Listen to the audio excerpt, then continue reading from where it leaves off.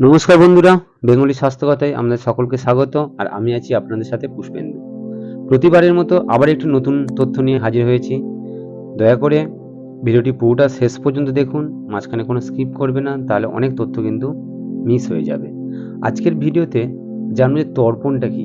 আগের ভিডিওতে আমি অনেক তথ্য দিয়েছি, আর ওইখানেই বলে দিয়েছিলাম যে তর্পণটাকে বলে। শুধু এইটাই তথ্য দেবো আজকে।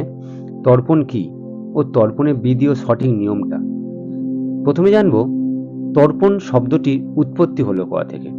তর্পণ শব্দটির উৎপত্তি হয়েছে তৃপ ধাতু অনর্থ থেকে।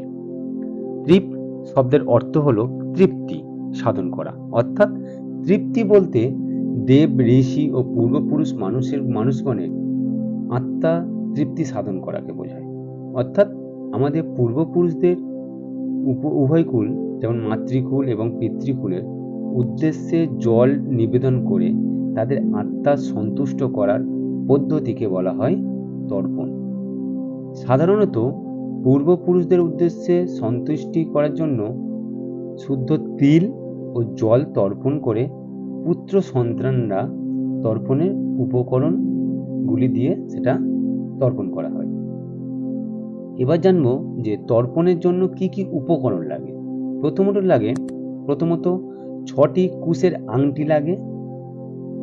তারপর লাগে হচ্ছে কোষাকুষি, তিল এবং ফুল। গঙ্গায় না যেতে পারলেও বাড়ির কাছাকাছি কোনো পুষ্করণী বা পুকুরে আপনি তর্পণ করতে পারেন। আর যদি শহরের মানুষ যারা আছেন তারা কোনো গঙ্গায় যেতে পারেননি সময়ের অভাবে, বা পুষ্করণী বা পুকুরে যেতে পারেননি, তারা বাড়িতেও করতে পারেন। তার একটু নির্দিষ্ট নিয়ম আছে। তর্পণ করবার সময় প্রথমে হচ্ছে আপনার স্নান করতে হবে। পূর্ব দিকে মুখ করে নাভি জল মানে নাভি পর্যন্ত জলে ডোবানো থাকবে, সেই অবস্থায় দাঁড়িয়ে তর্পণ করতে হয়। আর তর্পণ যখন করা হয় সেই সময় বৃষ্টি আসে, তো বৃষ্টির জলে কখনো তর্পণ করা যাবে না। তার জন্য আপনি ছাতা মাথায় দিয়ে করতে পারেন।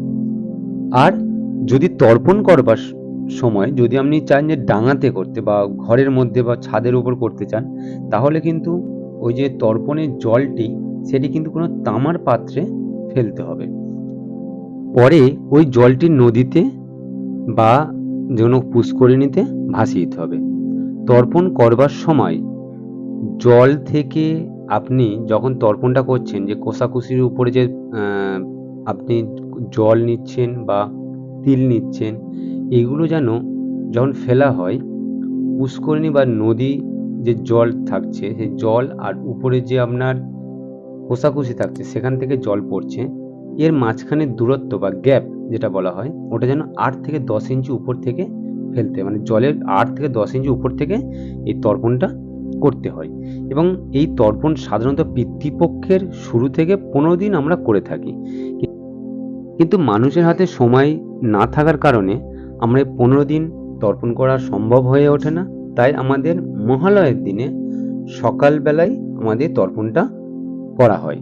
তো তর্পণ সম্বন্ধে আজকের ভিডিওতে জানালাম। যদি ভিডিওটি ভালো লেগে থাকলে অবশ্যই এই ভিডিওটি সমস্ত হিন্দু সনাতনীদের কাছে শেয়ার করুন, কমেন্ট করুন এবং লাইক করতে ভুলবেন না কিন্তু।